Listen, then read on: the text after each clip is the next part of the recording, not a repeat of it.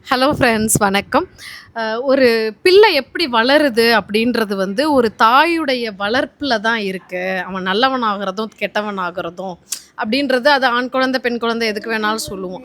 ஆனால் ஒரு காலகட்டத்துக்கு அப்புறம் வளர்ந்ததுக்கப்புறம் அவங்க எங்கே போகிறாங்க? திருமணத்துக்கு அப்புறம் ஒன்று மனைவி கையில் போவாங்க, இல்லைன்னா கணவன் கையில் இருப்பாங்க பெண்ணாக இருந்தால். ஸோ அங்கேயுமே அந்த வாழ்க்கை துவங்கிய பிறகும், அதாவது பிஃபோர் மேரேஜ் நல்லவங்களா இருந்தவங்களும் சரி, திருமணத்துக்கு அப்புறம் ஒரு கேரக்டர் சேஞ்ச் வருது அவங்களுக்குள்ள அப்படின்னா, அவங்களுடைய துணை அது மனைவியா இருக்கட்டும், கணவனா இருக்கட்டும், அவங்கள எப்படி நடத்தையில நடத்துனாங்க, அவங்க எப்படி அவங்கள வளர்த்தாங்க, எப்படி அரவணைப்பு குடுத்தாங்க, எந்த மாதிரியான சப்போர்ட் குடுத்தாங்க.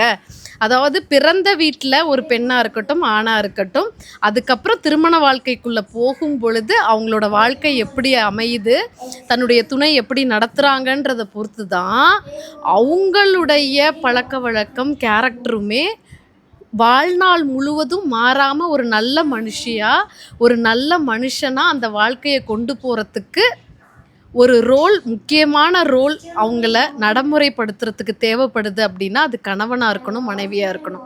ஸோ கணவன் மனைவிய நல்வழிப்படுத்தி நடத்தலை அப்படின்னாலும், அதே மாதிரி மனைவி கணவனை சரியா நல்வழிப்படுத்தி நடத்தலைனாலும், 2 பேருமே வாழ்க்கைய ஸ்பாயில் பண்ணிக்கிட்டு, அவ கேரக்டர் சரியில்லாம போயிட்டா, அவ வீணா போயிட்டா, அவ வந்து சரியில்லாதவ அப்படின்ற பிரச்சனைகள் வர்றதும், அதே மாரி அவர் நல்லா தான் இருந்தாரு. என்னன்னு தெரியல.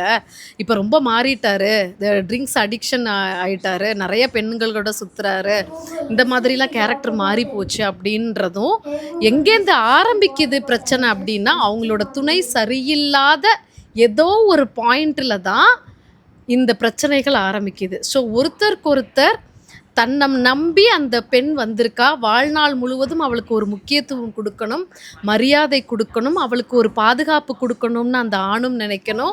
அதே போல் அந்த பெண்ணும் அவர் நம்மளை மனைவியாக எடுத்ததுக்கு இந்த குடும்ப கௌரவத்தில் இருந்து அவரை நல்வழி எப்படி அவங்க அம்மா வளர்த்துருந்தாங்களோ, அவர் எப்படி ஒரு குடும்பத்தில் ஒரு நல்ல மனுஷனாக அந்த குடும்பத்தை நடத்தக்கூடிய ஒரு நல்ல குடும்ப தலைவனாக அவனை லீட் பண்ணுறதுக்கு என்னுடைய வாழ்நாள் சப்போர்ட்டை நான் என்ன கொடுக்கணும், கவனிப்போடு அவனை நடத்தணுன்றது அந்த பெண்ணுக்கும் அறிவு இருக்கணும்.